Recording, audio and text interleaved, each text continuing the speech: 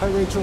Hi. How are you? I'm doing well, and first of all I wanted to say that the Peace Walk is awesome. We stand in solidarity with you guys. We were aware of your march, and I'm so happy that you guys are doing that very positive message and that positive engagement with the community. Thank you very much. Slut Walk Vancouver is, we try and have a similarly positive tone. We look at having a positive definition of consent, where it's not just the absence of someone saying no, but it's somebody actively saying yes. So you can't hold somebody's clothing or hold their behavior or hold their history, whatever it is that makes you judge someone.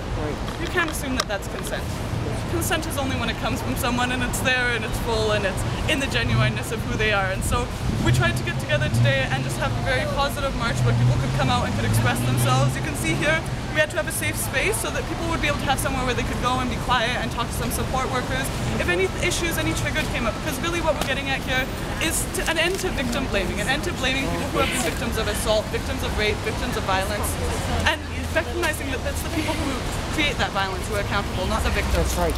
So that was what we were doing here today. The sign here is for our safe space, our backup and support there. SWV means? SWV is Slut Walk Vancouver. Oh, cool. Yeah.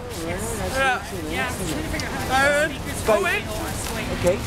By any chance? Okay. By any chance, do you have an office or? No, this is a totally decentralized movement. So it started off with just a small group of women.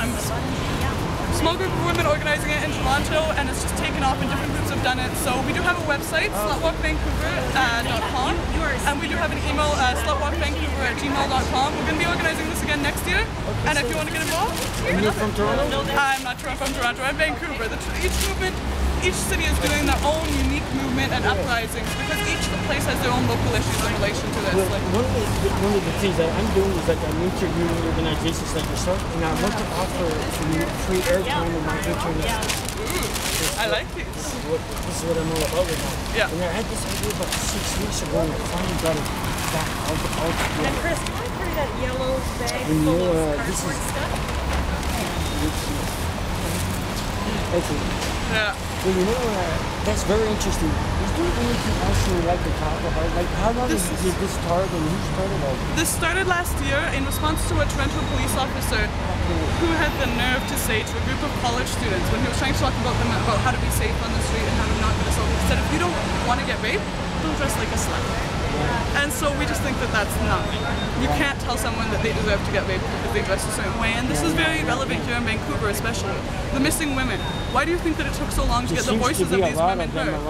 Because people think that if you're a victim, if you're that, and you're dressed a certain way, if you're a sex worker, if you're involved in something, if you look a certain way, if you act a certain way, that you deserve to be assaulted, that you deserve to be ignored, you deserve to be pushed to the margins, and we think that's unacceptable here. Of course, I believe so too. I've got to run, we're just packing up I have here. one more question Yes, for you. Go ahead. Do you feel that you're talking about safe space, Yeah. so people need a place. Yeah. In other words, the lack of housing, cheap, affordable, clean, not infested with bugs or mice housing, isn't that a large part of what's causing these problems? Because people who live with other people cannot move out on their own to not be with the people that are causing them the trouble. Would you agree with this? There's issues there of dependence, of having freedom over your life. Like I have my own interest in looking at youth who are involved in the sex industry and how that works for them when they're not having their needs looked after, when they're not having their things cared for, and they're having to go and do things.